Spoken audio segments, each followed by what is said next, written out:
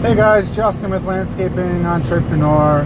Today is August 23rd and just heading back from shop. So so basically we're running into a little bit of financial challenges. Everything else is just running great, no employee problems, great systems, equipment's running good, good mechanic, good office. Where we went wrong is we had a plan this year to have 11 to 12 people in the field, and because we just couldn't get enough good help, we only had 8 most of the year. And the way we do our pricing is our charge rate, our overhead, is broken by the number of hours we work in the field in a year. So if we have 11 employees in the field, we put in a lot more hours than we do with 8 employees. And if we say that our overhead is $40 an hour worked, it's going to be more than that if there's less employees, because no matter what, our overhead is a fixed number, and it's very high because we have the infrastructure to support a much larger company with much more employees. But because we don't, our overhead needs to be divided by a smaller number.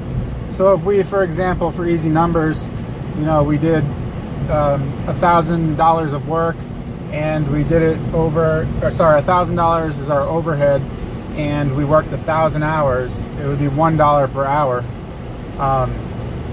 we'd have to charge to recover the overhead.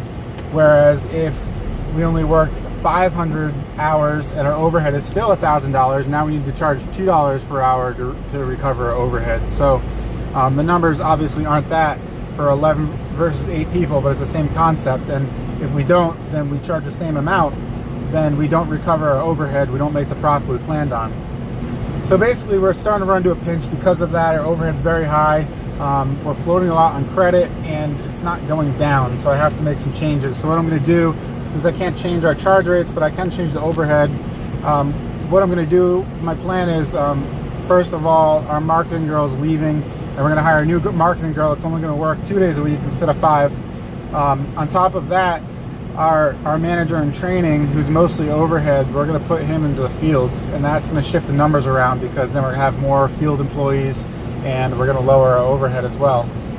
So that's the plan for this year. We still need to change our pricing for next year, because if we can't find more people, we need to raise our prices. So one of the two holds true. Luckily, I have a side business and I'm living off of that, but the company's not going to make profit this year. It's going to operate at a loss. In the past 2 years ago, when that happened, before we raised our prices last time, I was in trouble because that was my only source of income. But now I just know what I need to do to fix it. I'm not as stressed about it because I've been here before.